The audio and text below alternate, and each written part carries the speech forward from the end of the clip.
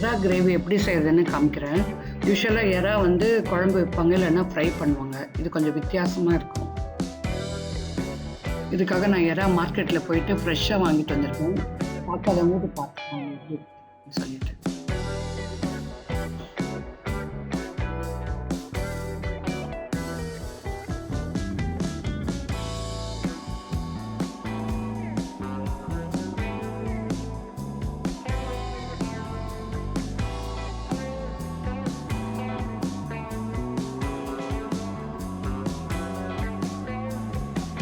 ஒரு பேனில் 2 table spoon oil ஊற்றிக்கிறேன். இதில் 2 பெரிய வெங்காயம் பொடியாக நறுக்கி சேர்க்குறேன். அதோட நல்லா வதக்கிட்டே இருக்கணும்.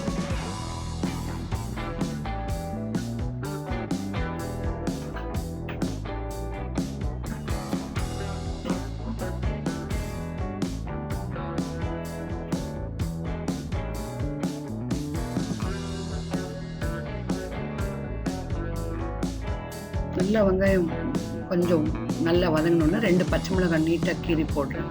அது சும்மா ஒரு வாசனைக்கும் டேஸ்ட்டுக்காக.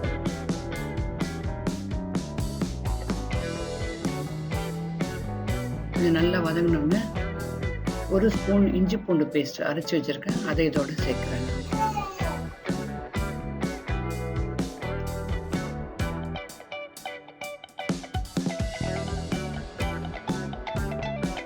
வெங்காயம் சேர்த்து நல்லா வதக்கலாம்.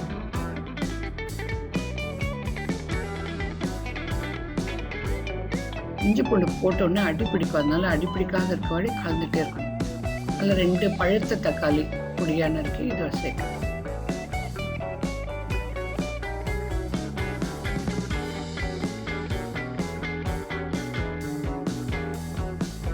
நல்லா வதக்கிறாங்க.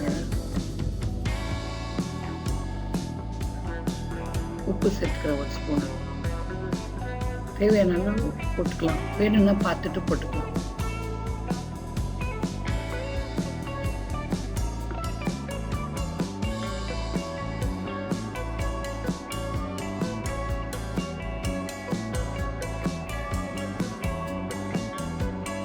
மஞ்சத்தூள் 1 ஸ்பூன் சேர்க்குறேன். மஞ்சத்தூள் மஸ்ட், வாசனை நல்லா வராத இருக்கும், அதுக்காக தான் கண்டிப்பாக சேர்க்கணும் மஞ்சத்தூள். நல்லா வதக்கி விட்டோடனே 2 ஸ்பூன் தனித்தூள் போடுறேன், மிளகாத்தூள். கொஞ்சம் காரமாக இருந்தால் தான் நல்லாயிருக்கும்.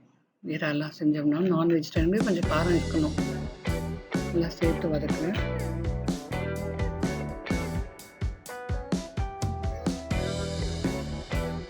சீரகத்தூள் ஒரு 1/2 ஸ்பூனு, தனியாத்தூள் 1/2 ஸ்பூனு,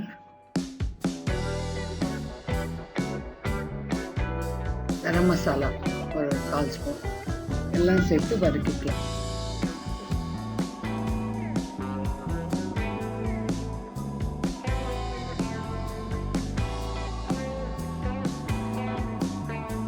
நல்லா வதங்கிட்டோன்னே ஒரு சின்ன கிளாஸில் 1 டம்ளர் தண்ணி ஊற்றுறேன். இது எதுக்குன்னா இந்த கலந்து ஒரு கிரேவி மாதிரி வரும், அதுக்காக தான் அடிப்பிடிக்காத வரும்.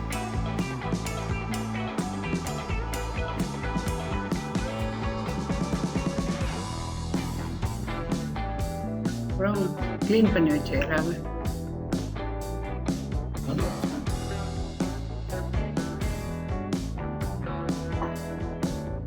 இதோட சேர்த்து நல்லா வதக்குறேன்.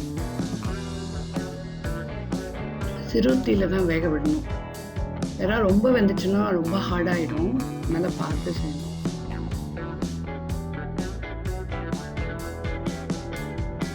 அப்புறம் நான் என்ன பண்ணேன், 1/2 மூடி தேங்காய் வந்து நல்லா மிக்ஸியில் அரைச்சி பால் எடுத்துருக்கேன். முதல் பால் 2வது பால் அதை ரெடி பண்ணி வச்சுட்டோன்னா இது வேகும்போது அது ஊற்றணும்.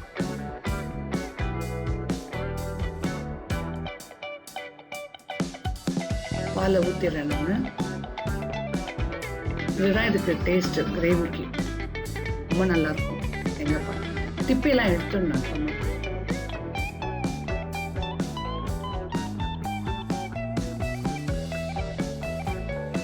ஒரு 10 நிமிஷம் மூடி போட்டு வேக விடணும். நல்லா சிறு தீயில தான் வேக வைக்கணும்.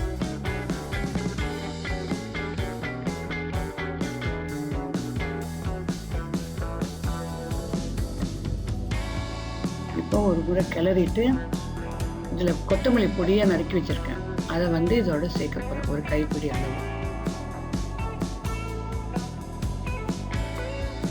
இது வந்து நெய் சாதத்துக்கு, சாதத்துக்கும், அப்புறமா சப்பாத்திக்கு ரொம்ப நல்லா இருக்கும்.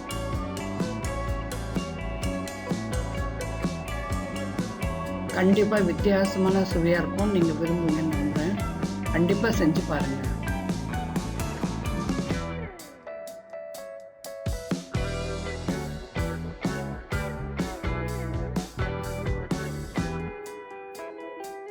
அவ்வளோதான், முடிஞ்சிச்சு. கொத்தமல்லி சேர்த்தோன்னு அப்படியே நம்ம இறக்கி வச்சுட்டு நமக்கு தேவையான போது பரிமாறிக்கலாம். உங்களுக்கு பிடிக்கும்னு நம்புகிறேன். ஷேர் பண்ணுங்கள், சப்ஸ்கிரைப் பண்ணுங்கள், கமெண்ட் பண்ணுங்கள். தேங்க்ஸ் ஃபார் வாட்சிங்.